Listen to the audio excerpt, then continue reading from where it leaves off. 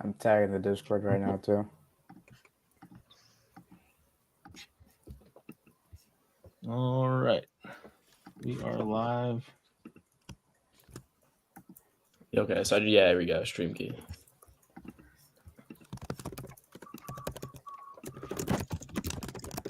All right, people are filtering in here. How's it going, everybody? Yo, what's up? Yo.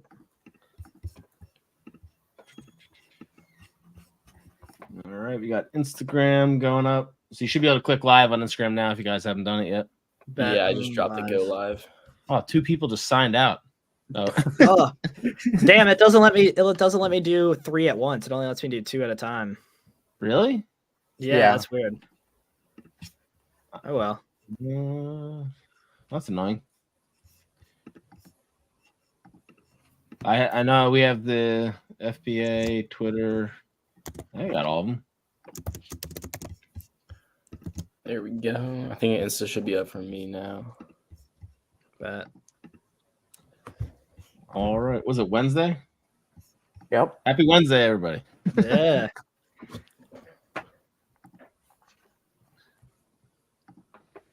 Kind of let people filter in here. Yes, sir. Me and Sawyer just wrapped up an awesome podcast. That was probably my favorite one. We did. Yeah. Awesome. Jeff and I were excited. We were like stoked after we did Dylan's one. We're like, man, like, there's so much we should be doing. Yeah. That was a banger. That was cool. I never talked to Jeff before, and then we were on the call for like 3 hours plus. Like that film for me, film for you guys. Yeah, he's you did yours right before his, and then did ours for it, and it was a lot of fun. He's got so many crazy stories. Like he's forgotten more stuff with the stories. Like we're recording the road to 25 million, the first video of it, and we were like kind of laying it out to just make sure we didn't miss some stuff, and he was just forgetting like so many things that he had, like him and I had talked about, the last year or so. So yeah, we're trying to mix it back in, and just some of the funny stories and things he's done and what he's had to come across, and all the stuff with like driving to the prep centers and having to unload it, move it to another prep center, the mattress store thing, like all that stuff is really, really good. That's wild. Deke, have you been on a call with him yet? I haven't talked to him yet, just Discord. Jeff, we did the I did his pod. We were talking. Oh, he came on your Discord too, right? Oh yeah, that too. Yeah, we'll get you back on, Abe. The one that we did with you, I did it like through Zoom. And then immediately after doing the Zoom, I was like, I need to get something better. I messaged Miles, and he was like, you need StreamYard. Just don't even think about it. Just get it. That was the trial. Yeah, StreamYard's fire, and then if you're super rich like Sawyer, you use what is it, Riverside? Yeah, that one works well. Is it any different in pricing? I thought it was like the same price. It might be. I don't even know. No, I was just joking. I don't know. Do you like it better? I mean, it's pretty much the same thing. I would say it's pretty equal. I think Riverside might have had like more like AI like break down your like I get like 4 if I click this, and I think you get like 10 or something. Interesting clips, but I think that was like one of them. But I think the clarity of the screen was good, and I think this I can do up to 6 people on screen at a time. I can't remember if it's 6 or 10 or whatever it is. I think it's 10. We did like so much for Miles' birthday stream. Maybe it's 10. There's like different things too, and then you can have a bunch of people on it. It's just they're not all going to be on the screen. Yeah. And then Zoom, you can have like 250 or something. So we've had that go on. I think. Jeez. Yeah, most I got up to in the Discord was probably like 75 or 80 for one of those live calls. Was that David's or was it someone else? Yeah, David's almost touched 80, and then Tom and Thomas touched like 75. That's fine. I've never really done the live Discord stuff. I've been on them, like Jimmy's Corner thing what Miles was doing, like when Jimmy was doing a bunch of Q4 stuff, right? OA. Yeah. What's that? The Q4 stuff, right? Like during Q4. Q4? I think that's when Abe and I started talking. Was like a couple years back when he was doing that. We got Smexy saying yeah. That's Jimmy. That's Jimmy. What's up, Jimmy? Yeah, that's funny. But yeah, we oh my God. I haven't done any of the Discord stuff. I don't even know how it works, if you can record stuff off it or what happens. Deke, you do it all the time. You record it. Or are you dodging Jeff? I do not. Yeah, I don't record. I don't record them. Yeah. You got to show up if you want the info. Ariel, thank you for the support. On my IG, I am EMW said I'm watching every single one of Miles' videos. Yeah, it's a good place to start. And Dylan's, I think Deke's getting into it too. That'd be good. Like, just so you guys know, the Instagram stuff doesn't appear like it comes up in the comments, so make sure you see it. Deshaun said, "Does Abe sell mostly shoes?" Yeah, apparel and clothing and shoes, mainly that category. That's pretty much all I do. Yeah, nice. I think everybody on this call kind of at least got started doing that. Yeah, branched into some different things. Yeah, no, I didn't come from sneakers like you guys, but I just kind of stuck with it. It's what I was most comfortable with. So did you jump right into Amazon? Yeah, I have no reselling background. Like I didn't do any StockX or eBay or any of the sneakers stuff. There we go. Kind of just jumped in. That's cool. He was like literally riding his bike to the stores to scan stuff. Like Sawyer anything that anybody said, they like scan things. Not having your license. Scan your house, scan all the stores. Like that, he literally did all that stuff, and now he's selling a ton. Yeah, that was like a huge regret of not doing OA earlier. I was mainly just like being stubborn and not kind of taking that jump to where I probably wouldn't find anything for a couple weeks. Because like I could pull up to a store and I'd find some stuff, even though like it wasn't scalable to what OA can be. That was definitely like a huge regret of mine. Just not getting into that way early. Still a lot of money out there with RA. Like even say, after I was doing OA, like I would take 5 people with me to the outlets and clean like 150 pairs of store. So it would be kind of efficient in that sense. And hearing that Jeff and that other guy, Yasim, I think his name was, also doing like a large number of RA is crazy to me. Like you can't leave out Perry and Kim too. I think it's like 13 million. Yeah. Now they're not doing it all themselves. They have people all over the place, but still, that's a massive number. And Jeff was doing it, before COVID happened. He had mostly his shoppers were doing RA. He was doing some of the OA stuff himself because even back then he was good at sourcing. But I think he had a bunch of people just kind of all over the country going around and hitting up the stores, like so that way everybody wasn't going to like Kohl's or something. They were going to like whatever unique store they had in their area. But when COVID happened, there was like, I got to sell stuff. I got to buy stuff online now, and I think most of them came and they stayed with them. I think a couple of them just couldn't do it, and I think now he's got one RA shopper. Dude, it never gets saturated. Like, there's a reason why people can do 6-figure months with just outlets because like it doesn't get saturated. It's also it can also be like connection dependent too, where it's like if you have a guy or girl or an employee at the store just like lobbing you extra discounts, it's like. My boys in Boston, JTP Sneaks, like he was getting like the store-wide 30% with the 15% employee with the 15% sign up, and he was paying like absolutely nothing. Yeah, that's such an advantage whenever you have the managers on your side. They used to be really chill with me, and then like after me like just hammering those stores for like a year, then they're like, all right, no more 15%. And then they got to a point at the end where they wouldn't even give me the site-wide or like store-wide sale. Like it'd be 30% off the whole store. They would go and they would scan each item. I would see the price get marked down 30%. They would go on their computer and remove it off from there. I was like, oh, fuck you guys. Like that was pissing me off. There was one day where we asked the assistant manager, like whoever was out in the front, who's like the head of everything, or like, okay, can we get the 30% store-wide sale on these? And we're like, yes. And then the other manager comes out from the back after we had already pulled out 120 pairs. And he's like, nope, you can't get them. And after that, I walked out of that store with my 4 friends and just never went back. Like, after that, I was like, nope, this is over. I never really got into the outlets because there's only one like far away from me, but I did a ton of Kohl's RA and I had like 2 managers. And I would always be on top of the like 50% off clearance in store and just cook it until they like got so pissed that I was taking all the like, and because the clearance racks sometimes have that weird ass clothing on it, and I'd only take the Nike stuff, and then they got mad. Does your guys' Kohl's look decent? Mine looks like it's like a bus depot that got mobbed. Like every time I go in there, lights are flickering, stuff's all over the place. There's like underwear laying on the ground. No, ours looks all right, but it's not busy at all. Like it's like very, very dead in there. I always walk in there. I'm like, how is this place in business? Yeah, mine's is fine. Mine looks great actually, but the Ross and Marshalls near me they look so bad. Yeah, I don't know. Actually, the TJ Maxx and Marshalls and stuff like that, they're actually good. near where I'm at.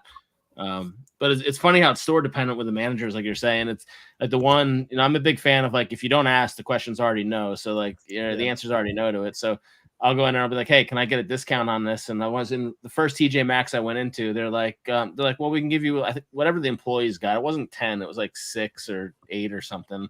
Yeah. They're like, yeah, we can get that off. I'm like, awesome. Go to the next one, and I asked the same thing. The guy just laughed at me. He was like, "No," she's like, "We're not giving you anything." I'm like, what if I buy a whole cart of stuff? He's like, "No, I'd give you even less." He's like, "We want that stuff in here so other people can buy it." And I was like, "All right." Well.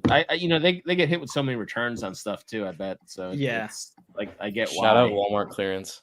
Yep. Yeah. That was a All right, we had a bunch of stuff in the comments here. So Ariel got section 3. That sucks.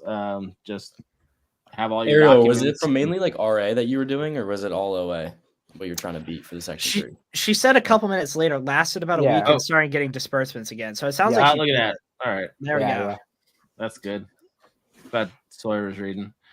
Then we got how do you sell on Amazon? No, that's Bennett. That's Bennett. He's a Chad Scaler. He's joking. Yeah, I was about to answer it. I couldn't even tell. All right. Me and him used to see each other at the outlets all the time. RA is so cracked. I assume that means good. Yeah. Yeah, it means good.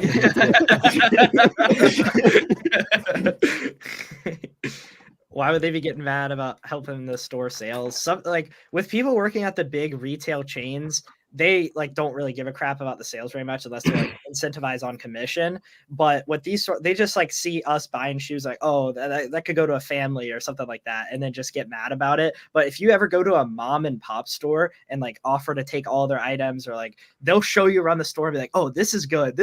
Like they'll try and get you to take as much as possible. That's low key too, because those are like locational like advantages, because they're not going to be worldwide and like or countrywide or statewide even, and you find those still. Like that's like lucrative too, because they're going to give you like future discounts. Yeah. Okay. Go ahead. Oh, okay. So a point I was about to make is I was doing famous footwear RA in December, and like some were being stingy if we don't have any in the back, we don't have any in the back. And then I went to like one of the main locations where they're actually incentivizing like sales per month or whatever. And I'm like, I'll take them all. And then I got them all off the rack, and I was like, do you have any more in the back? She said, yeah. And then brought me out like everything they had in the back, and I bought everything. That's how you do it right there. I mean, it's funny how like just how the difference is between all the different stores with it. But I think a lot of them they don't even know that you're going to buy as much as you're going to buy. And like we talked about on the podcast with Dylan, that there's like places they'll go back to the mall and they're like, "Are you here to buy?" Like they're ready to show in the back room and just unload wherever they can. But I do so little RA, and I probably should do more. I have like 2 different outlets right near me, and I don't know if do you guys know Casey that's on our Discord? Posts a bunch of stuff. He does like predominantly RA.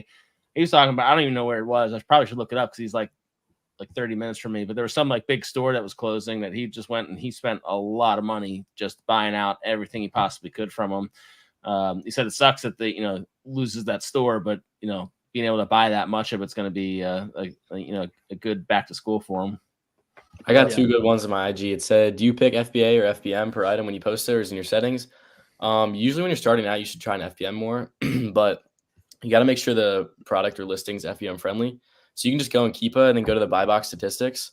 And under each person getting the buy box, it's going to have a check next to it if it's FBA. And if there's a lot of ones without a check, that means FBM sellers are getting the buy box. And then you would want to FBM that because you can get your money quicker. And then FBA John said, have you guys ever used loans or line of credit? And I know you guys have. So I actually haven't used any lines of credit or loans, just straight credit cards, but I'm actually looking into getting a line of credit or loan right now. So right now, from what I've kind of heard, the ones through Amazon, they're all right, but I've heard that credit unions and like local places are a lot better if you want to get like more capital at a better interest rate. So that's where I'm currently focusing on. Yeah, credit unions in general are good to go to, especially like if you're a new LLC. It's kind of a misleading name. It's called a no doc loan, but you still have to show that you have like income from another job, which most people on this call probably do. And if you can show that you have some money coming in, they'll give you like, I think it's like $50,000. Now, again, you have to pay that money back. So like, don't go and spend $50,000 on something you have no idea what you're doing and buy like some, size 5 narrow shoe, and spend that amount of money. But, look at it, and you can use that as, again, it's not necessarily a line of credit. You can get lines of credits, or you can just get a loan. So if you're getting a loan, you do have to pay that full amount, each time. A line of credit, you're just paying off of what you're pulling from. I haven't used a line of credit with Amazon, but I've used it in previous businesses, and it's kind of the way to go. But the key is like, get it before you need it, because the bank is not going to give you money when you need it. And then if you have too much, they're not going to give it to you either. So they're going to say, well, why do you need money? You have enough. So you got to find that sweet spot. Yeah, that's what we're trying to do now. Walmart receipts issue. Yeah, what I would do for that is, like, I wouldn't use a receipt. If you're talking about online, you can download the email as a PDF when you go to print, and then you can submit the email confirmation. But if it's a receipt, I think they're starting to accept that now, right? Because it has the address in it. Yeah, I mean, it's hit or miss. It really just depends. Like, I'm sure people have gotten ungated with physical store receipts and stuff like that in the past. All I know right now is that Target has just been working like so flawlessly for me. Like, I don't even look anywhere else unless it's like not on that site. So if it's on Target as well, and you're having a ton of issues with the Walmart receipt, I would just go ahead and order it on Target. Yeah, because they email you the invoice, right? Like upon request. Yeah, or you could just go download it from your account. Yeah, they seem to be accepting anything Target, which is funny because Target's so reseller unfriendly, but they'll work right. Yeah. What's up, Romer? Romer, what's up? I think it's the first time I've seen Romer in here. Must be one of your guys' friends. Yeah, he runs Miami Seller Conference. Yeah, No, I know him. I've seen all of his content and all the book stuff. Nice. I've downloaded all of his apps, different things he's had, but yeah, the Miami Sellers Conference. I was going to go to 2 years. I wasn't going to go to last year, but 2 years ago I was going to, and something came up like last minute and didn't go. And then I saw the pictures coming from it, and I was like, it looked like a fun time. So much fun. Andreas, what's up? Jumping into the water, which videos on Romer's page. Yeah. Andreas is the man. I met him at our Miami Seller Conference too. Oh, nice. All right, Jeff, I would do Chase if you're asking about that, because like location. Block. Yeah, I've heard that Amex lines of credit, they do something weird with the interest rates where it makes you assume that it's lower than what it really is. I don't know exactly what they do, but I've heard that the interest rates are high on it. I think there's like origination fees with some of the stuff too. It's gotta be so like anything that, like, when you get like Best Egg and like all those things in the mail, they're gonna have origination fees.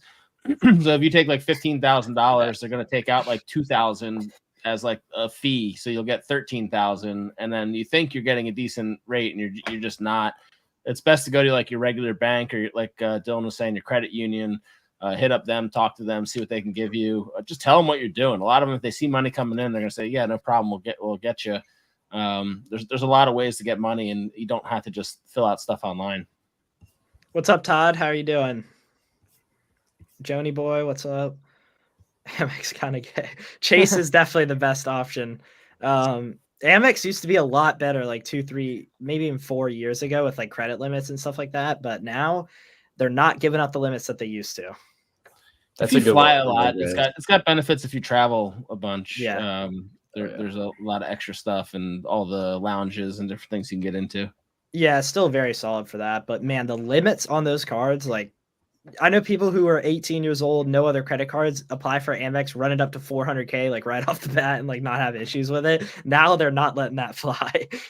Yeah, mine didn't have any limit shown, and all of a sudden it started showing it, and I'm like, wait a second. I mean, it still let me go past it, which was weird. Like, it tells you, hey, it's at 50,000, and then it lets you go up to like 100. I'm like, well, why does it tell you it's at 50? Yeah, doesn't make any sense. Yeah. Andre said, what settings on KPF do you guys use for find fast selling items? FBM, is that the price like difference on the Keeper product finder?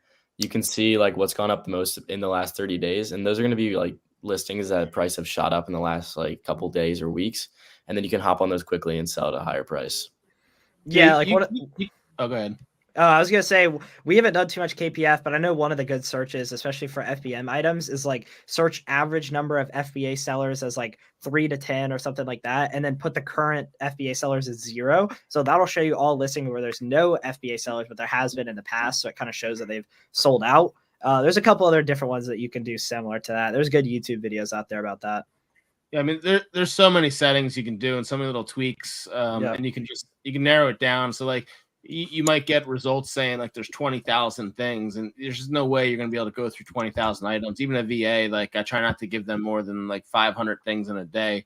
But if you want to go in and say, okay, I have a sales rank and needs to be below that, that's going to show that, or you go by drops, you know, whatever you feel comfortable with. They both correlate. So, but if you have a sales rank, now you might miss some stuff that's about to hit seasonal that doesn't have a sales rank yet, or is brand new, or is about to be awesome. You're going to miss that if you just type in sales ranks on it. But for the most part, if you're just trying to get going with everything, put in a lower sales rank for whatever category you're trying to do. You could even select the category or select the brand. So if you know Adidas has like amazing sale going on or something like that, then go ahead and drop in Adidas as the brand, put that in there. And then if you want to look at something that even narrow it down more, something that is maybe not going to tank, you can look at that the seller count is going down, and then put the prices going up. And the way you can do that is the 180 days, 90 days, 30 days is decrease on the sellers and increase on the cost. Or if you're looking for something stable, you can even do a percentage based on the pricing by putting a -20, +20 on there. There's so many ways to do it, and it's cool to watch all the videos of people that come up with stuff. Startup FBA. I don't know if you guys know Tony. He's got some awesome videos on a lot of the things that you can get in. I think it's definitely in our Discord. Deke, is he in your Discord? He should be. I don't know. Not sure. You should get him in there. He's so much fun to talk to. He's just a great guy. Yeah, the best way is definitely to do it by like the 30-day drops, and to see like what's going up the most in price, and that way you can just find quick FBM flips. Yep. Now, this time of year too, like if you reverse source somebody's site and find a good like FBM seller, you can drop up to 50 FBM sellers IDs in Keepa, and then you can set your settings to be whatever. So instead of going to your favorite, your pricing program and try to reverse source that way, you can instead drop it into Keepa, narrow it down by sales rank or whatever you want, a brand, whatever you want to do, and just pull that data out, and you'll get so many good finds. Yep, 100%. I like doing it by sales rank and then filtering above like $40 if you're doing FBA, just because of the prep center fee. And if you guys consider selling on Walmart as well, going to start this week with a test order. Seems to be some good potential. I don't have a Walmart account. I think Joe does. Sawyer, do you? I do. I made mine a couple years ago as soon as I saw that they do third-party sellers, like literally over 2 years ago now. I didn't sell anything on there up until like 8 months ago, and it was a buy. I was at ASD, and I was already placing an order with another supplier, and they were telling me like, hey, these are selling really well for my Walmart guys. You should check this out. And I was like, okay, bet, I'll try it out. I got 80 units, and they sold through like really quick, and it was great margin too. So I'll probably be looking into some stuff in the future for that. We're buying toys. Certain things sell well on Walmart. Certain things don't. Like I've noticed that like clothing and shoes is just not the best on Walmart, but like baby products, toys, some beauty and stuff like that can do really, really well on there. Right now, we're not like groceries. Awesome. Yeah, that's actually a really good one. I didn't think about that. All the grocery that I sell on Walmart's like 15% higher price than I sell at the same thing on Amazon, and it's not because like I'm just trying to be egregious with it. That's what everybody else is selling it for. So I'm like, all right, well, I'm not going to tank the listing, so I'll pop it on there and it sells. Now none of them sell as quick as Amazon. It's just you don't have many eyeballs on it, and there's no like history like you have Keepa with it. Now I know there's some apps that are software just starting to come out. I keep getting emails on them, and I think Walmart just released like their beta of their app on your phone for the sellers app. That's cool. So if didn't know that, like that could be awesome. It could be awful. I don't know yet. Yeah, it's gonna, Amazon was the same way before. Now they kind of had, when Keepa came out and Camel, they were tracking, and same thing's gonna happen with Walmart. Eventually, people are gonna figure out how to do it with the API that they have and make it work. Yep. Jansport backpacks. I believe you have to ungate Jansport. Yeah. I heard of some people getting some letters from Jansport eventually, but there are people who sell a tremendous amount. So I think you're probably okay. I've sold some and I never had any like issues on it. I don't even think I had to ungate it, which is kind of weird, but I think it is gated now. Have you guys ever sold Olay items? I have, but I think they're restricted right now. Or I heard someone saying that they're restricted. So if you guys aren't ungated on that, I can check. Yeah, check on that because I heard that was another brand that got closed down. And then FBM for back to school. Yeah, like August, I guess August 1st, even the whole month of August, you could be FBM in everything for the sales. And then you can like replenish stuff because stuff will go up in price. And then you just need a coupon or like, a certain gift card will make it profitable and you can just be FBMing. What if the BSR on an item is not good percentage, but it's a back to school item? So yeah, that's when you're going to want to use the 1 year feature on the Keep It chart. So just look at what it was during peak back to school last year. So like anywhere from late July to like mid August, that's usually what the peak is. See what the rank went to. I guarantee if it's like 80K right now, it went down to like 3,000. Like it drops a lot and it starts to sell very, very quickly. Also look at the monthly sold estimate. Some of the backpacks are selling like 200 times a month right now. That will sell 6,000 or 7,000 times. No, you can see it. You can look at everything. Yeah, I was looking at the charts too. There's ranks of like 300,000-400,000 that literally come down to like 40, 50, 60. It's kind of crazy. We bought one all that research now. Like everyone can be doing that on Keepa and looking from a year back. And then you already know that when you see that item on sale, you realize that you looked at it on Keepa a year back and it drops significantly. There's a lot of good sales going on right now too. Like if you're looking, there's so many like random 4th of July. I mean, there'll be sales on everything, but this is the stuff that you want to be getting quick and getting it in so that you can sell it. Because once August starts hitting and your stuff's not checked in yet, you're going to be hitting the tail end of back to school. Yeah, that's not a thing you want to do either. Whenever you have a seasonal product, it's so much better to just get rid of it rather than getting caught holding the bag and having to wait for another year to sell it. Any good backpack companies I can auto-engage in? I think Adidas might be back or was temporarily. Adidas backpacks obviously fly. I know Nike's restricted right now, but I think Adidas is restricted too. Auto-engage? I'm not sure. Wait, what do you say? Nike popped back on for a little bit because I know somebody was talking in our Discord that they were trying to get Converse going again and they were able to get it in the small window. I don't know if it's gated again today, but I have no idea. Oh, I checked Olay too, by the way. I'm ungated, so I have no idea. Yeah, Sebastian, exactly. It goes from 50 a month to 600 plus easily. Was planning on FBM my seasoning product. You have a private label, Clemenza? Is that what I'm not sure what you mean there. Let's see. What are other good brands of backpacks outside Nike, Adidas? Like we just said, Jansport I think is really good. I know Converse has backpacks too. You can look at Carhartt. Lululemon had a good one. Lululemon, yeah. There's really anything. I mean, like if you can search it on, like just look up backpacks, like literally just type in backpacks for sale on Google. Yeah. If it pops up in the first few pages, you can pull them up and try to sell them. Make sure they're not something that's going to be IP, but a lot of that stuff's not going to be. They want to sell that stuff. And you could. There's so many off brands. Like I'm sure like Marc Jacobs and stuff's got like there's just so many companies that have things. Yeah, and you can do a lot of reverse sourcing too, just to figure out what other brands people are selling, especially as we get closer to like late July or early August. People are going to have their stuff checked in, and you can just grab those if you can find them profitably and just FBM it. Yeah, and you can like reverse source it now too. I mean, as we said about Keepa, go back a year ago, find the people that had the buy box on those backpacks, find their storefront, see what they're buying now, keep those storefronts for the next month, and just like source those heavily.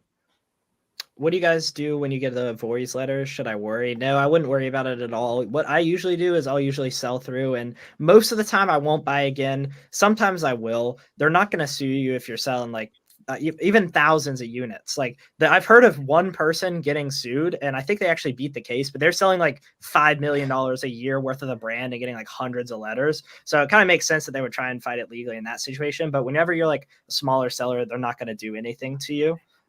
Main thing you need to worry about is IP complaints, but if they're doing voice letters, they probably don't even know how to do IP complaints. So they're just trying to scare you away. I wouldn't worry about it at all. Just sell through, delete the listing.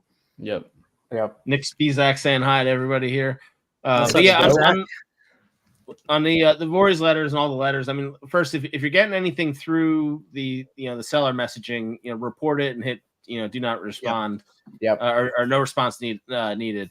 But like if you're getting all these other letters, people can sue you for any reason. You don't have to. They don't have to send you a letter. They don't have to. They can just sue you if they want to. So you do have to like pay attention to some of the stuff. But generally, like if they're not sending a certified letter to you and you're not getting, a bunch of other stuff with it and legal documentation, it's you don't really necessarily have to worry too much. Now, if you are altering the product or you're changing something with it, you're repackaging it into something that looks completely different or trying to confuse the customer in some way by, throwing your own stuff with it. Like say it's a Nike backpack and you're trying to sell your crappy socks with it.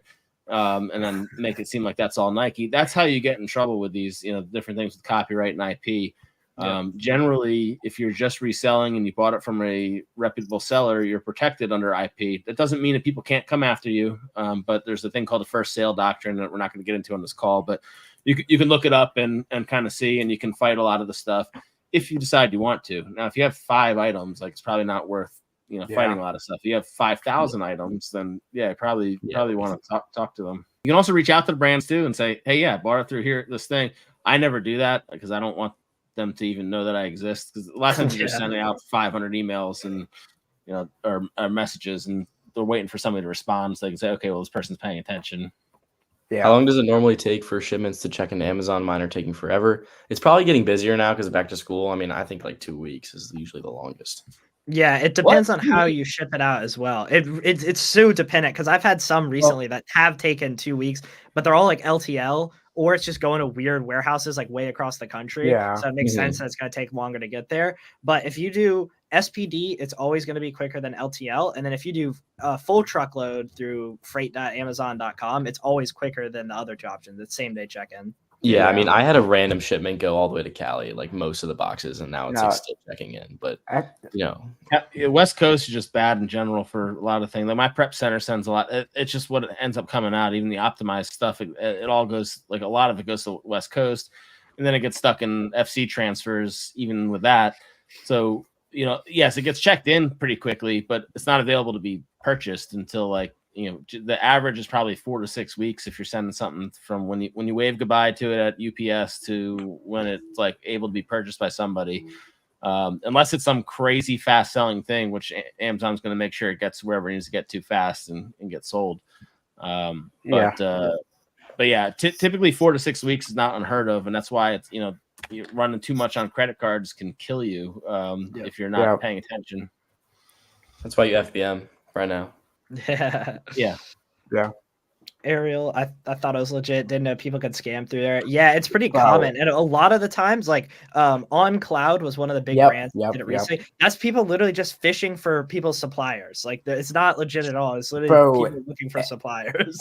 Hammering you too. Like they just keep coming. Yeah. Ariel, you had asked if any of us had gotten Section 3. I don't think any of us on this call have, but we all know people who have. And again, it's just keeping your documentation, keeping your cool. Don't start yelling at people. You're a professional business. You're not just Ariel, the Amazon seller. So, talk to these people and give them everything they're asking for. Make sure that it's all buttoned up, looks nice and easy for someone to read through. They have to go through thousands of these things. So they're reading through a lot of documents. Make it easy for them to just say, okay, this person's legitimate. Yeah. And as long as you're doing everything the right way, buying from like real distributors or retailers or whatever, and you're keeping good documentation of your invoices and order confirmations, you're going to be just fine. Navarro has a good comment. Manual sourcing. How does that look like when you guys are jumping into it?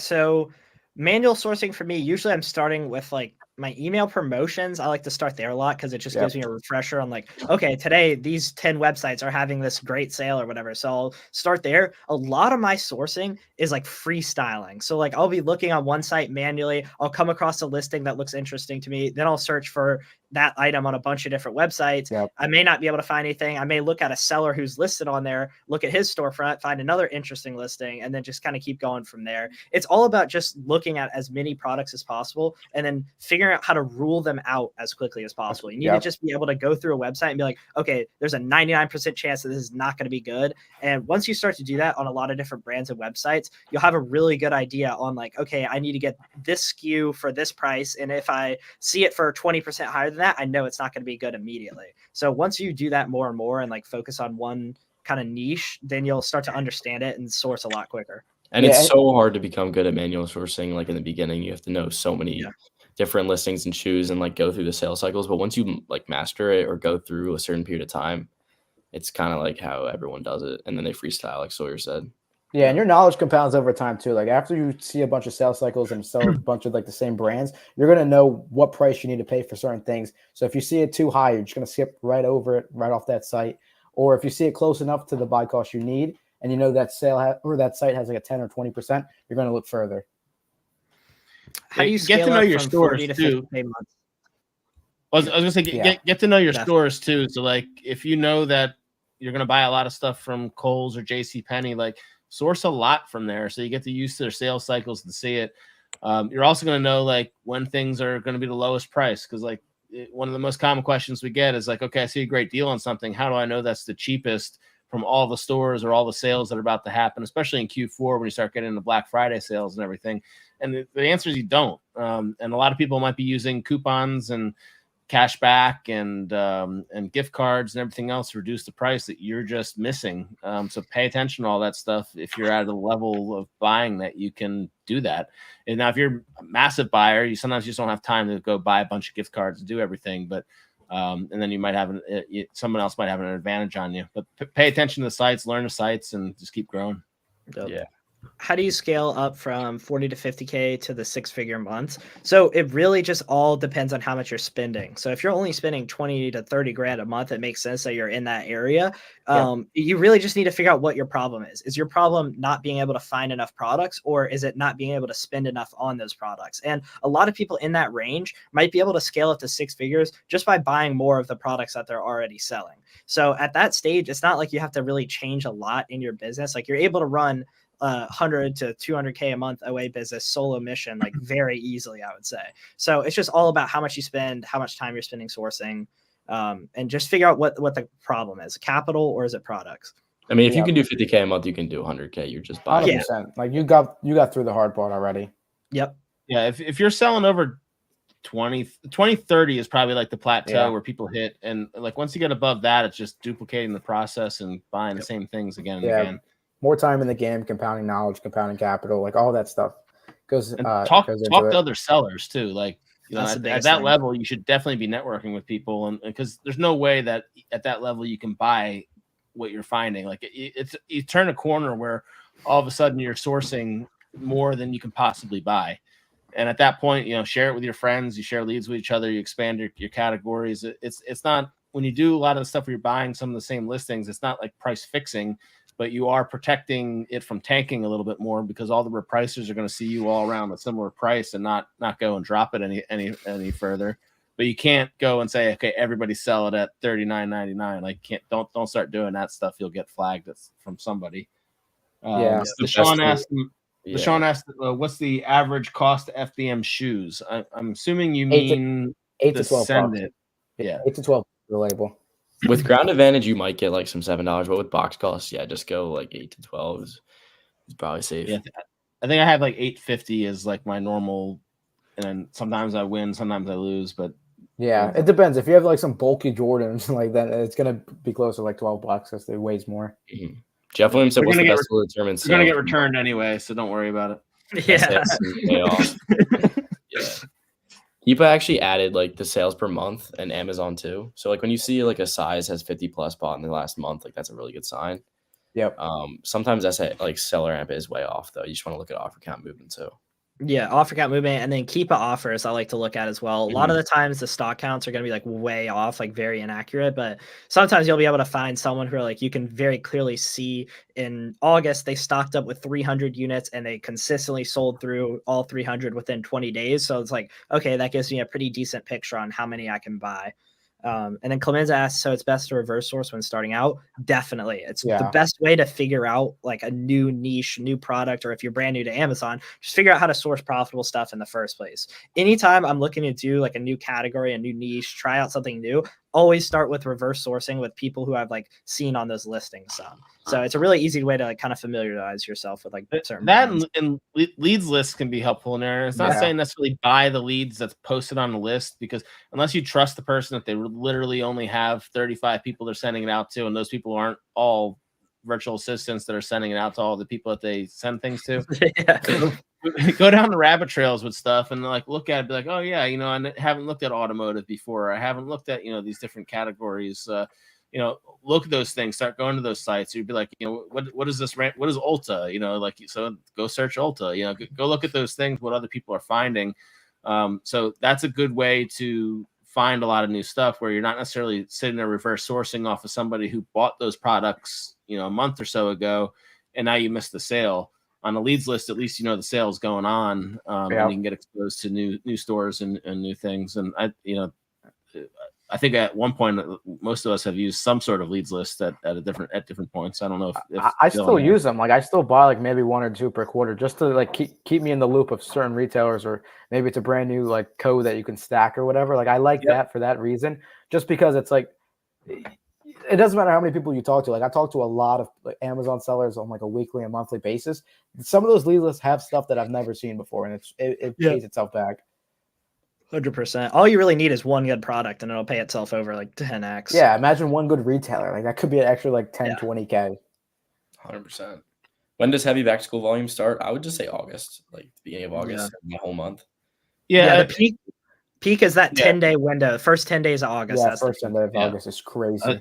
That's when it's selling like crazy, is August 11th, and then it drops off a little bit, and then it picks back up again too, because you have you know, high schools, you have different regions, you have college kids, so it all depends. Like if you sell slides or backpacks, they're selling for 2 months, 3 months. But if you're selling like some random, you know, Crayola products and stuff like that, they're going to get picked up when elementary schools are going back to school there. But basically, if you see stuff in your store, which is like now, like go buy it and start trying to sell it, because there's a reason that like a Walmart and a Target and all these other places have it there, is because they sell them. So you know, start selling them too. Yep. Yeah, those first 10 days are crazy. Like I did 60K in that July, like for the entire month, and then I did 60K in the first 10 days in August. Yeah. It's crazy. How much more volume do you guys expect as my first back to school? So some of you just have to look at the Keepas and see, some of the stuff may literally sell like 50 times a month now, and it will sell thousands of times then. So some items are going to be 50 times more sales velocity in that like 30-day window or whatever, but you just need to look at the data and check it out. Yep. Yeah, I mean, the only real way to learn that is to FBM and to look at the data now. But like FBM, like if it's your first back to school, you have to be FBM. I mean, it's like at least it's also like if you're selling like $10,000 a month, like you're going to sell more, but you're not going to sell 30,000 or something. Like you might sell like 12, 15 or something. If you don't have a lot of product that you're buying and sending in, like you're not going to have a giant influx of sales with it. But you know, the Q4 you start to get a little bit more of that. But back to school, it's like you're going to sell more, but don't expect to like double, triple your amounts if you're a smaller seller. You can. I did. Certain items. Yeah.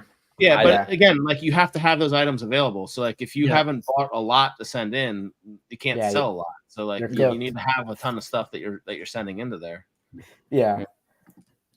I think reverse sourcing is the hardest by far. Any advice to make it successful? Yeah, so I'm guessing you're able to find those products, but not at profitable prices. So some of the things that we use to bring down our buy costs are like, one, using coupon extensions that not a lot of people use. So like Coupon Birds, Qpert, those are two. And then Capital One Shopping is really solid as well. They've always Be Frugal is underrated too. Be Frugal, that's some another good ones.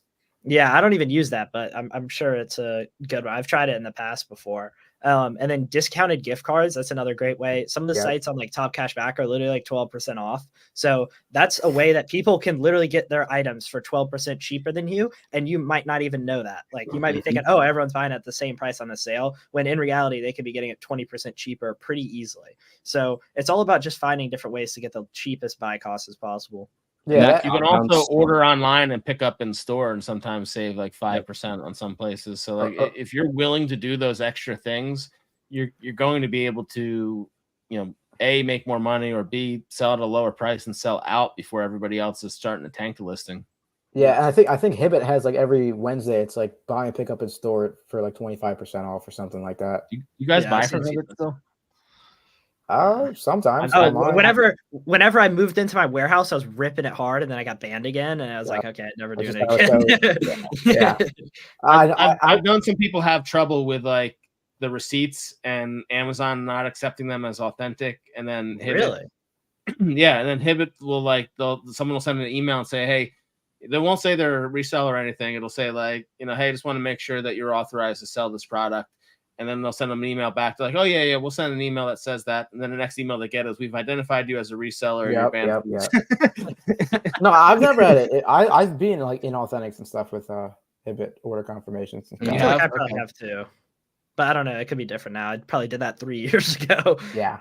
I feel like any email confirmation that's from like a big website is completely fine. They didn't like it. And again, now this person didn't respond in the most professional manner. And that didn't help things. So let's see what else we got here. I literally just started this week. That's all. You're already asking some good questions. Yeah, that's my first back to school. Just don't analyze stuff too much. Like start buying and start sending stuff in. Like and don't buy 1,000 of something. Like even if it looks really good, buy a few, send it in, see what you're doing. Unless you're getting like your best friend is selling a ton of stuff and they're saying, hey, you need to buy 1,000 of these things that sells a lot, then just be careful. Yeah, I mean, dude, just FBM everything if you have time. Like really just get in there and just sell. Yeah. And Clemens is in my free Discord too. Like make sure you're networking. Like there's hundreds of people in there. Like oh yeah. So if you're already in the Discord, you're a step above everybody because you now have a lot of information that you can avoid a lot of the pitfalls that new sellers fall into. Any pro tips for Hibbett? There's so many sales on Hibbett. If you do buy on Hibbett, it's like nonstop with the amount of sales you can get, and stuff's generally less expensive than a lot of other stores. And then most of the big sellers are already banned from there, so you're not going to be competing against large sellers. 100%. Yeah, one tip that I was using a while ago, back before I got banned at my warehouse, to avoid cancels, don't do a bunch of orders in a row. We were doing one order in the morning, one in the afternoon, and then one at night, and we were getting all of our orders through, like no problems at all. Look heavily for the clearance stuff. Hibbett just has stuff on clearance for like so ridiculously cheap. Like they're just losing a lot of money on it. So it's like, okay, I'll take that all day. Yeah. And I've never gone above 10 units per order either. Yeah. Everyone's use Hibbett for price matching purposes at Dick's facts until they don't. 25% off. You want to use the email too, so then you get the additional amount and then show that to them, and then you can price match off of that. He said don't leak, but post it in the public chat. Wait, how many viewers does it say we have in here? 251. Okay. I heard that it's like inflated when you. I was about to say we got half Twitter bots in here. Yeah. I don't think it's inflated. You guys think it's inflated? Go to your Twitter. Miles was telling me that Twitter has a lot of bots on it now, and his viewership like went way up over the last couple months, and it's like not getting more like comments or questions. So yeah. It says Sawyer has 153 right now, and I have 70. I find FBM very hard due to the cost of shipping. Since free shipping is expected, I'm also probably at a disadvantage being in Pacific Northwest. But how do you work in the shipping cost? Well, in SellerAmp, like on your extension, you can toggle off FBA and make it FBM.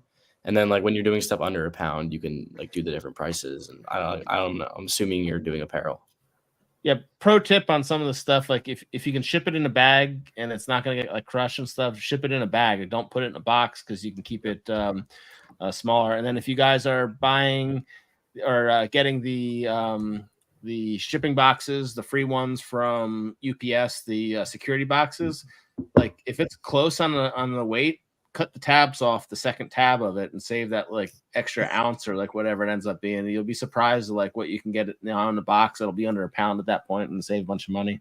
Yeah, anything under £1 makes a lot of sense. FBM, like it's cheaper than most FBA fees for like the pick and pack.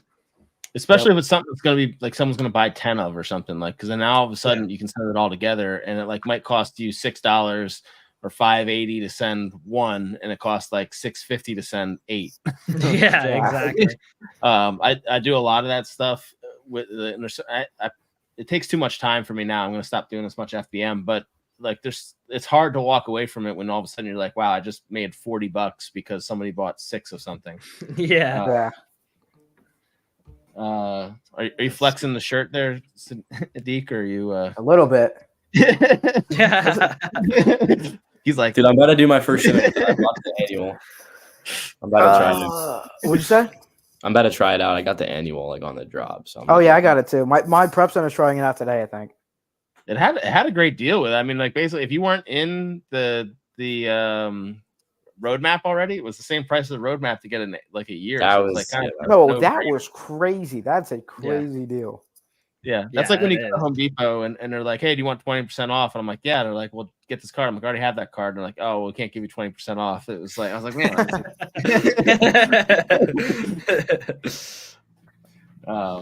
Yeah, I know they're still working on a lot of things, but it'll be interesting to see what it does as it continues to grow. And again, they're not going to let it be bad, so it's going to be cool to see what can happen with it. Yeah, it's 100%. Backed by some great guys. It's not going to be bad. Yeah. No, it can't be. I mean, it's just not. He's not going to put his name on something and his face that's everywhere to present something that's not good. They've been working on it for a while. Yeah. Oh yeah. I mean, you have to. It's like putting anything is tough, and even like the beta groups. Like I think I don't know, but were all you guys in the beta or the pilot or whatever it was? I wasn't using it, but he was showing me demos. Yeah, of it. we got the demo 5 months ago. Yeah. Any extra sauce for back to school? Look at the Crayola stuff, look at the backpack stuff, and just like be on top of your Keepa, like for your stuff you're selling, like source more and like look at the data from a year back. Every time you find a profitable lead or something that's very close to being profitable, just click on the year data and look it back. Get in the habit of looking at what the prices were in velocity in August and stick to basic items too, like white shoes, black shoes, gray pants, like black pants, like all that stuff's gonna sell great. Hoodies, long sleeve shirts, all those things go nuts. And really, if you're looking at any of the items that like are actual like for back to school, look up like Google like what products are needed for first grade, second grade, third grade, like whatever. It'll give you a whole list of like this region requires you to have this, and then buy those trapper keepers, buy those folders, buy those pencil cases, calculators. The calculator inflation has gone nuts. It's like still the same calculator, and why like I have it on more advanced thing on my phone. You're still paying $90 for the TI 84 84. So I mean, sell all that stuff. It's look up everything, but clothes are going to sell like crazy. So definitely do that. Even things for your car, like random car air fresheners and nonsense. For FBA, what is a top weight limit threshold per item do you usually limit? We don't have a limit for that. It just all depends on the data. We have stuff that's like 40 pounds right now. So There is stuff that goes oversized, and then there's certain things that if you're shipping it to Amazon through UPS might have restrictions on per item what something can be. And I think it's like 200 pounds or something. Like it's a big number. 150. 150. Oh yeah. And then have dimensions too. So pay attention to all that stuff. But like if you go and ship it, if you palletize it and ship it less than load and all those things, then you're only going on what Amazon's restrictions are. But I mean, people are selling huge items there, like fully assembled like tables and stuff. So like you can sell it. It's costs money to ship it and everything else. Deshaun's asking, I find it hard to buy a lot, even when he catches the sales. He doesn't really go deep on certain shoes and etc. What are ways to be able to get more items? Well, it sounds like he was just not going deep by choice. Is he running into like order cancels? Is he running into like quantity issues? Well, his follow-up question is, how are you all finding 1,000+ products a month? That's what I can't understand. Again, it's like, for me, I'm buying a lot of the same stuff that I bought last year and the year before and everything else. Like, so I'll go to that list first. I have my Keepa will flag me. It's like a personal assistant. So anytime I'm buying something, I'm flagging the Keepa to say, if the price is hitting this amount, then that's a good buy. So it's telling me, hey, go buy this because the price recovered or it's recovering. So then I know that a month in advance to start buying that same thing again. And then I do the opposite if I'm doing an Amazon flips, is if the price is dropping down, then I know when it hits a certain point, go and buy that so then I can go sell it back on Amazon. Yeah, I mean, that's the main thing, is just being in it and buying stuff, being in the groups like, all of us are in, telling each other, hey, here's a lead, here's what's going on here. Go and get that stuff. And I bet you that a lot of the guys on here, myself included, don't have thousands of ASINs. Like, we're buying a lot of products, but I think probably most of us are under 100. I am right now. The longer I've been doing this for, the more and more I want to have less and less ASINs. Because like in 2022, when I was doing a lot of like shoes and stuff like that, I had literally 600 ASINs in December. That's what I have now. And in December, the year after that, when I got out of mainly shoes, I had 100 ASINs and I did more revenue and more profit. So you don't have to have a crazy amount of SKUs. Yep. You just go deep on the stuff that is going to work. I have 535 active right now. How do you access more capital and build cash flow for consistent spending? Well, you got to use credit cards, and then we talked about loans or line of credit when you're more established. If you don't want to go with the bank, call up your rich uncle, something like that. Yeah, I mean, with the credit cards too, it's like you want to be able to pay it off. You don't want to hit any. If you hit it late, it's going to take forever to get it back up. You're going to get a ding, whether you see it or not. It's going to be a ding for at least 6 months to come back through. Okay. 20 ASINs this December, Dylan? No, we're gonna see. Probably 80 to 120 in the same range. Yeah, 20. How to get established in FBA groups? Join Miles and Warner's Discord right now. Join Deek's Discord. Dylan, is yours free or is it paid? No, it's paid. But okay, well, either join that too, and you have the money, and join Joe's too, and then you're in 4 different Discords and talk every day, and then find friends. I mean, I think it's that simple. Yeah, I think Abe was talking to a bunch of people from day one. I mean, I know I was talking to him when he was just going and stopping at places RA while he was, done class, and I mean, you're still in high school. It's like you figured it's not incredibly difficult to do, but again, if you want to build up your credit and be able to buy more stuff, like you need to pay it off in large chunks. If you're paying off like $300, $300, you're going to look suspicious, and they're not going to raise your credit. But if you spend $3,000 to pay off your card and then drop another $1,000, and pay it off like once a week, ahead of when it's due, you're going to get more and more buying power. Yeah, I mean, just be active in all those Discords. Make an Instagram right now or Twitter and follow. Go to one of our accounts and follow every FBA seller that we follow. And your entire content is literally just going to be FBA people. You're going to find more people that are like you and your personality, and then you start finding friends. I mean, and put your face up on the profile. That's like Miles told me to do that from day one, and I didn't understand it until I did it, and I was like, well, that was stupid. Like, should have done that. And the intro video. I think Jimmy made himself a woman on Twitter and got a bunch of leads too. So apparently, if you're a woman, I feel like there's a couple people who did that. Yeah. The only exception is BizTank. That is the only exception allowed. Oh man. Oh boy. Best Discord server ever. Which one's Jimmy. FBA AIO? That's mine, but we just did the rebrand to United FBA. Too many people didn't know what AIO was, but that's like a sneaker term, all in one. Yeah. But hey, Jimmy, stop leaking the ASINs right here. Kanye. Yeah. we could boot them. There we go. Thank you. Oh my gosh. Oh, someone asked me, do you guys do wholesale? I know Dylan mentioned it. He's on another video. I do. Yes, I do wholesale right now. We're mainly buying from distributors, but now that arbitrage is like back and it's like really pumping, like after Memorial Day, I've definitely been more focused on OA just because I've done it for years. I have great data on ASINs that perform well for me in the past. So it's really a no-brainer for me to just load up on those again. Another thing with arbitrage too, I've noticed it's just higher margin in general. Like I'm able to make more of like, especially with cashback, credit card points. Like there's a lot of little extra bonuses that you get with doing arbitrage that I like. Dude, and I feel like all the people like that talk about the problems with OA, like the more you do it, the smaller those problems get. Like order cancels, maybe you run into those, but like all the headaches that come with it, I feel like they get smaller and smaller the more you do it because like you condense your catalog and you only source like a handful of sites. Yeah, I mean, wholesale doesn't necessarily mean cheaper either. You can buy larger quantities in general, but it doesn't mean you're getting it at a lower cost. Like even like Walmart can sell a product to you at a price that they're making money on cheaper than you can buy it wholesale. Like the buying power is massive. So if you're buying a couple pallets of it means nothing to them. Exactly.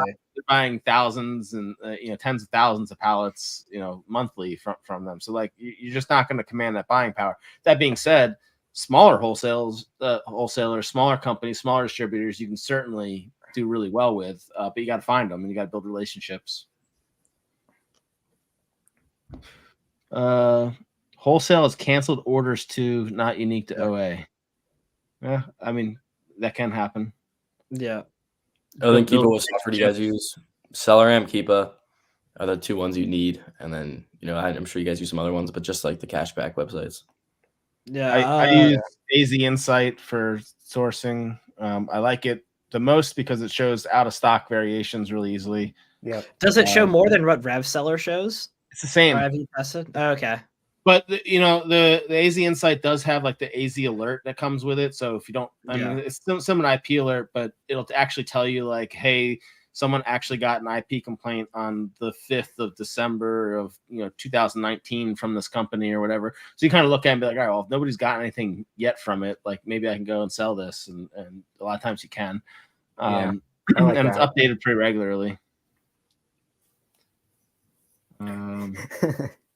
Inflamed. Amazon have a 3 to 5 limit of deals. Are you talking about 8A flips? Is that what you're? I think so. He previously said I can get 8% off on anything on Amazon. Oh, 8% off at. I'm not sure what that means. You should be able to get a lot more than 8%. If you're buying at a low point and then reselling it. Amazon and eBay flips. Okay. Yeah. Do you have the Chase 5% card, Joe? I don't. No, I need to get it. I need to get it bad. It's 5%. There's not a reason why I don't have it either. Like I probably should get it. I don't like. And again, I probably should have a separate wallet for all the OA stuff. But I don't. I just don't want to carry around as many cards and. Yeah. I want to get it. 5% is hard to beat. Greedy V. Yeah, I mean I make money on 8A flips. I hadn't done it a lot until I don't know if you guys know Jeff, the Amazon Jeff, that sometimes on our calls he kind of got me back into it, and then Soul who did stuff, and he did the 8A flips thing on Chris Grant's channel. That kind of sparked it back into me to look for them, and you make money on them. You can lose just like anybody else, or you can buy something that just never gets out of stock from Amazon, restocks it, and all of a sudden you're waiting for 10,000 units to sell through again. So you certainly run risks of anything else, but yeah, you can make a lot of money. It's typically slower sellers, but you can make a lot of money doing it. Is 8A flips a good place to start? I would say no. I would say just go reverse source. Man, I would almost say that if you don't have a lot of capital, like 8A flips is great because the margins are higher. You know that you can get ungated in it. You're not going to get the IP complaints as nearly as easy especially if you're buying straight from Amazon. The data's all there. The listing's set up at least decently, and Amazon's not going to argue with themselves and say like, hey, you sold, like, we sold you a non-authentic product. So to me, I would say that if I didn't have them, like when I started, I already did well at a previous job. I had a bunch of capital. It wasn't a concern to go slow starting. But if you don't have that ability, then I think 8A flips are awesome. Yeah, I saw Jimmy said there's no order limits on Amazon Business Portal. Are you just talking about like normal Amazon Business? Because we've had stuff where the order limit was like 27 or something, and they would not let me buy more no matter what I did. Like try to do extra orders, they just cancel it all every time. So if you know a way to completely get around that, that's the way to do it right there. And then also I saw some people were flaming Todd for what you're saying about wholesale words. He's pretty new. He went to ASD, and I know like with the situation, and it was a supplier that he hadn't worked with before. He just placed his like first couple POs, but they sold it already, and there's just like a miscommunication in the company or whatever, and they already sold it to a bigger buyer. So then they just canceled his and gave it to the other buyer. So I mean, it's definitely possible. It's mainly just stock issues, though. Yeah, and that 5% card I was talking about, just look up like the Chase Visa Prime or whatever. It'll come up. It's 5% back on all Amazon purchases. That's crazy. Like that is crazy. Yeah, I didn't even know about that. I don't know what the limits are. I don't have it yet, but I at least know it's around. You can request a quote on Amazon Biz. Jimmy's dropping some game this chat. What about listings with Amazon having the buy box? Yeah, we're totally cool with that. It depends on how much they're giving it to other sellers, and it depends on like what the other sellers are offered at. There's a lot of Amazon listings where like people see, oh, Amazon has 100% of the buy box, and it's because the other sellers on there are FBM and they're priced way higher than Amazon is. So it makes sense that they're not going to be getting any buy box share. But if you see that there's another FBA seller on it and they're competitively priced, there's definitely a high chance that they're getting a decent buy box share. Yeah, keep a buy box statistics. And then even just hovering over the graph. Like you also don't need the buy box to sell. Yeah, that's true as well. You also don't need to get the buy box to sell. So like, and even if it says 100%, it's very rare that it's actually 100%. I don't expect to command it and have it for a long time. Sell, like, don't buy 10,000 units and expect that you're going to sell through it. But if you buy a few of them, test them out just like anything else, and send them in and you know try to see if it'll sell. A lot of times it will. You got regional buy boxes, everything else. Amazon also, they want to make money, and if they're pricing something really inexpensive, they're going to make whatever or lose money on, say, a few bucks. Now, if you have something that's a higher price, they make more money off your fees than they do off of selling their product. So they'll give you the buy box because they want to make they want to get those margins. So if they are giving the buy box to other sellers that are at a higher price, then they're going to get the margins that they ultimately need, off the aggregate of everything. Yeah, if that makes sense. Is ASD happening in August? Yes, it's August 4th through 7th. I'm going to be there. Deke's probably going to be there. I don't know about Abe and Joe, but I should be. It's definitely worth going to. I'm going to be too busy this August, but yeah. And another thing with 8A flips, just make sure you're not using a Prime account doing it. Set up a non-Prime account. Otherwise you're breaking terms of service. If you go to our Discord, we have all sorts of videos and different things on it, our YouTube channel as well. Might have to pull up if I'm going. Dude, you gotta go. You just do it like how you did last time. Book the flight a day before, fly in at 3 a.m. or whatever. Sleep on the floor. Yeah. We get everybody's questions here. We've been on for an hour and 6. I'm not sure if we got more questions, we can keep answering some of them. Book the flight like 3. That's on Miles floor. Is it in Vegas? No, I think it's in. No, it's in Vegas. That's in Vegas. Twice a year. Yeah, they're not going to move it. Then to ASD, you don't even have to have any money if you want to go. I think it's just like a huge networking opportunity. Yeah. Exactly. Yeah, go for networking. So basically, whoever gets the buy box means they have a better price. No, sometimes if they have a quicker fulfillment speed, like they might get buy box at a higher price too. Yeah, it depends on a lot of things like review count, stock, how long it's been since it's been checked in. Like if it's fully checked in, it's spread out across all the warehouses. You can have quick delivery time, so it'll be good. If you're FBA versus FBM, there's a lot of things that go into it. Yeah, you don't have to go to these events for like wholesale either. Like I do know wholesale. I'll probably go to ASD. I do know wholesale. I'm going to Amazon United, but it's for the networking. Yeah. You meet hundreds of people there, not like a couple. You're literally hundreds of people. Amazon United had 700 people at their first event. Yeah. It's also good to hear how other people are pitching themselves. So like if you do want to go into wholesale eventually and you don't need it right now, like if you go there and you hear how people are talking to wholesalers, how they're having discussions, how much they're spending when they first go, you get an idea for like, all right, I'm going to need to have like $30,000 saved up so I can make a dent here. I think I heard rumors of Dylan spending a bunch of money the first day, and oh yeah, every time. and that's the thing too, is like day one, a lot of them have huge deals, and then it trickles down, throughout it. But you can do a lot of the you don't like ASD or any of these other ones. You don't have to necessarily go to the places. You can sign up for the event. I don't know if ASD lets you do it, but you can sign up for the event, not go. They'll send you the list of all the vendors that were there, and then you can just contact them, as you want to later. But I think you could do that without even signing up. Like you can just go on the ASD website. Oh yeah. There's a website because everybody posted. I think Corey Gannum posted every once in a while, and I think he gave his like notes on it last time.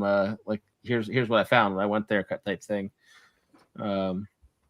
Which you should do, Dylan, this time. Yeah.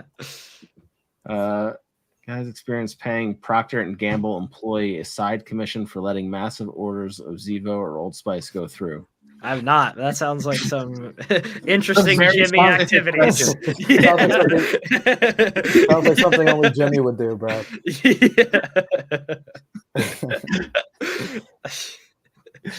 Trying to get a few of these people. So, I mean, reality Jimmy, like, anybody's gonna, they're all human. Everyone wants to make some money. It's just like, I came from like the contracting world, and yeah, there's a lot of kickbacks that happen. There's a lot of things of taking people out on boats and all these different things that allow people to want to sell you things or want to give you jobs or like whatever it is. So yeah, I mean, I'm sure there's somebody. Procter & Gamble's a massive company. There's somebody in there that wants some extra money, and if you can figure out how to get it, they're gonna buy from you. Now they also are gonna suspect you of being a narc for them, and try to say that you're selling. So you gotta figure out how to bridge that gap. But LinkedIn's probably a good place to find them. Yeah. What's that? Yeah, we all have. FBM. Do you guys see the Chad method of scaling greedy BS?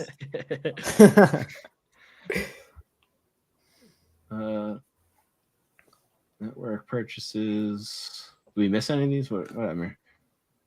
Where ASD go? Oh, okay, we got that one. You guys do Chad method of scaling? Yes. I don't think Smexy does. I think we all have. I don't know if Smexy does though. Yeah.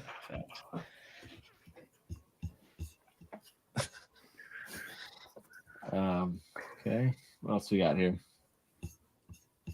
Deke, did you join the live video on YouTube? On my phone. This dude named Sadiq Wahab asked. See, there's the fake viewers. Yeah, Sadiq Wahab on my IG live said, "How do I start?" I think you're gonna want to go to Seller Central, sign up. It's probably a good place. Am I missing? Where are these on your feed? Is that where you're seeing these questions? You can join my IG live. I joined his live and typed that.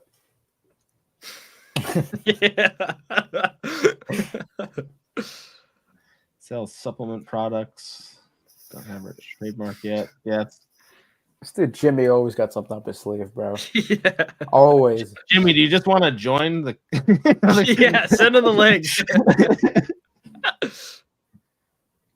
Colin Broom got it. Bro. We were at Garrett's wedding at the hotel, and he was showing me something like insane, bro. Like this kid's kind of crazy.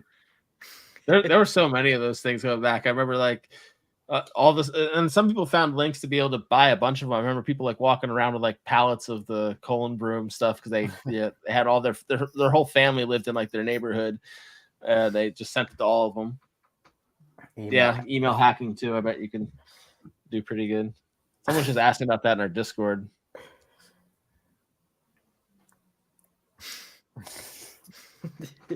Jimmy's a comedian tonight on here. All right. Anything else you guys want us talking about or asking questions or just anything? This is a good live. Yeah, it was good. Yeah, that was fun so far. Yeah. We're getting more and more people. It must be 5 o'clock somewhere. Yeah, Sawyer, put a lesson in there.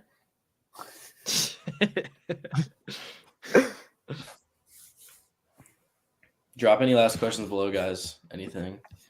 Yeah, I think we're going to start trickling out of here soon if we don't see some stuff popping up. We'll do a few more of these, I'm sure, coming up. If you guys are having fun, make sure you, like, if you haven't followed all the people that are on here, follow them.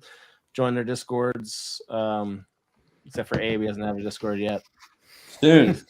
I'm just gonna copy Deke. Everything Deke did, I'm just gonna copy. Copy all the channels. I'm going to. Probably a good idea. It's been And then done I'm on. gonna get more members. That's not gonna happen. I've seen some other Discords that are the exact same layout of Deke's. Yeah. So just if you just copy and paste it, They copy the layout, but they can't copy the sauce, bro. no, they're all it's all just good morning, good morning, good morning, good morning. I think you go live almost as much as Miles does, which is impressive. I'm trying, bro. Like I have nothing better to do. We're in the middle of summer. Like I have lots of better things to do. oh yeah. Sauce the Discord links. The IG, yeah, that's an equal help. That's Oh yeah, we probably should do. I don't even know how to do that. I don't know. I have mine. Hold on. Hey, just go to our. It's all on my website. Probably won't put this as a link.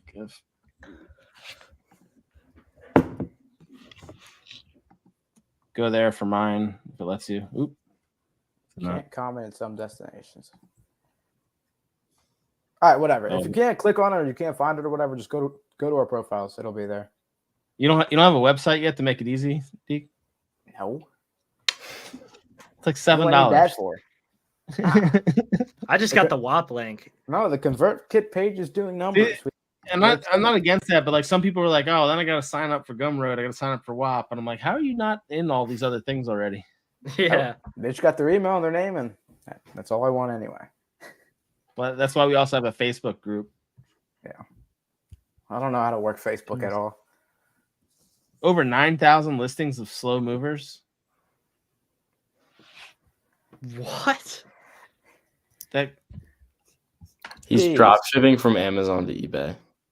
That's what he means. Oh. Yeah. Yeah. So yeah, Nike's not letting anyone engage. I believe Adidas and Converse are locked down too, but there's other good brands like Puma's good, Allen's good, Hoka's good. Like there's so many big brands. You're gonna New be just Balance. fine. I was gonna say, yeah, New Balance. I think the Scott Needham Smart Scout estimated sales per month. Adidas is like 62 million a month, Nike's like 60, and then New Balance right below it, 48. Really? 48 million What? a month is New Balance. It's on Damn. Scott Needham's Instagram for Smart Scout.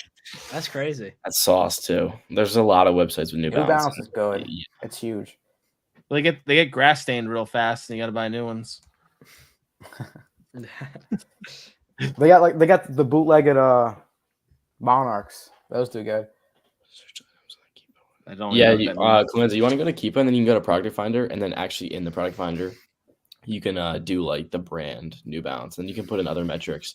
There's like a ton of different YouTube videos on how to like put in the different metrics, and then just for the brand, you put New Balance. Just check Nike and Converse and stuff daily if you're not ungated. They do open up sometimes and let people in. It'll eventually happen, but again, you got to make sure you have all the right stuff. They're being very meticulous on approving people, so it can't be some shady website you're trying to send in. Yeah, and I don't think Nike.com is going to work anymore for that either. Yeah. I've heard soccer is a good option. Soccer's the best, I think. ASOS is good too. Yeah. Yeah, that's true. And then once it goes live, like get on it as soon as possible because I'm pretty sure as soon as you have a case open, you could just keep resubmitting within that. Yeah. Media items mostly. That's what you're selling. Yeah, that's why.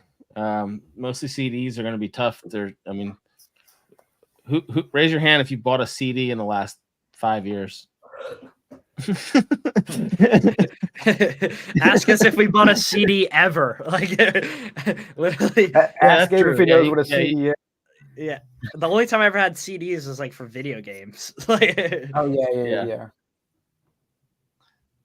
Everything was on a CD. Oh, in that case, then yes, I bought two. Not in the past. 5 years. Yeah. Well, but you weren't doing digital 5 years. Ever since like 6 or 7 years ago, I realized I was like, digital's the only way to do it from now on. No, I've definitely done it like 4 or 5 years ago. Okay. What is a CD? Compact disc. Vinyl does. Now you're really confused, everybody. Vinyl does sell, but again, it's like buy something that sells faster. Put your money in that rather than hold on to these things for long periods. Unless you're like they were saying drop shipping. Yeah, it's just eBay drop shipping. I think he's talking about. Yeah, but if you're shoes have a lot of returns. Yeah, if you want to make some money, do some OA and start buying some more and selling some more. Yeah, the shoes have a lot of returns. I mean, Deacon and I talk about this. Just like, yeah, it has 15%, 12% return rate, but it's like barely anything's coming back unfulfillable. I wouldn't really worry about it. Just go over 35% ROI and try and do over $15 profit. You just got to make sure that you know that you are still paying the referral fee to Amazon when you get the return. So if you have a shoe that you're getting back and you don't have good margins on it, you're going to lose, and you're not going to notice it until you look at your numbers. If you look at your numbers, so if it's like $12 profit, that's not a good shoe buy. Don't do that. Yeah. Yes, commands of 10 items for the update. Soccer.com is what it's called soccer.com or ASOS. Both are going to work great. Yep. Soccer.com will say, like, you might get an invoice that says soccer.com. There's like a parent company with it too that you might get that you can send in as well. But the email works fine, or you can just log into the site and pull it. Yep. People buy CDs. You got some old radios, or I don't know, go camping where there's no internet.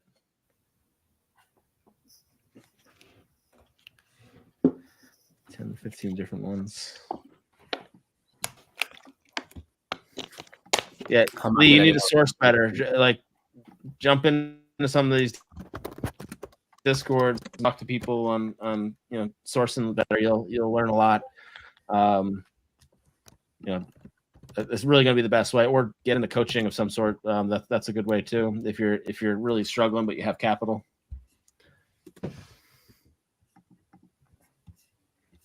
I didn't get any more questions on my IG, and I'll see you on YouTube. Discord popping a little bit, but not. You need to see sourcing video from Sadiq. Deshaun says, "Do you have any sourcing videos?"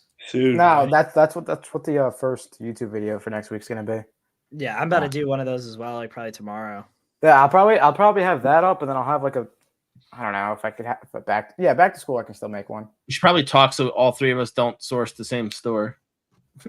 Yeah. I'm trying to get like 2 up this week, and then a keep a video. Yeah. I'll source Dylan's storefront. Dylan, you got Abe's.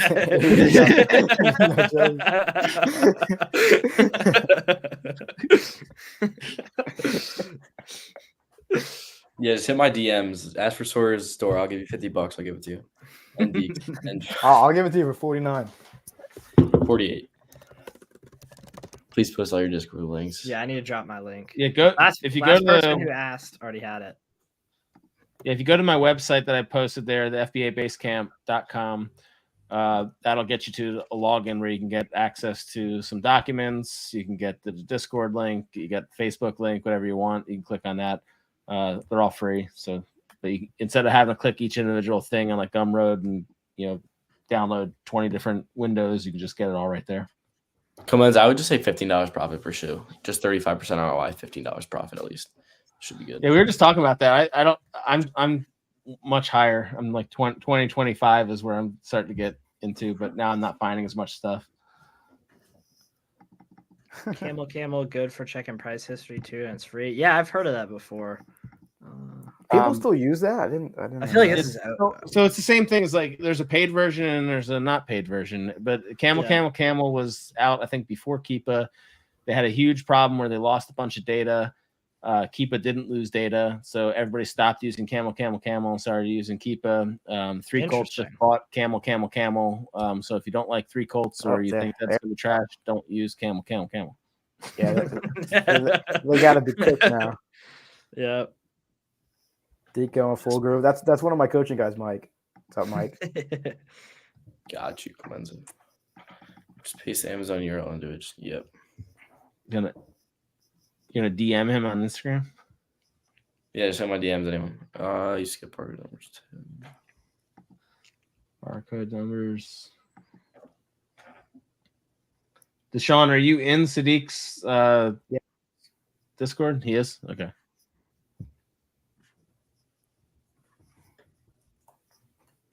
PCs. All right. Well, I think we got pretty good here. 325 so far. So how many is that all Jimmy's bots? Yeah. It's all Jimmy and Tony's bots. Yeah. Oh man. All right. Well, I think we'll wrap up here then, unless anyone's got any other interesting stuff. Thanks everyone for joining. Yeah, this is a good one.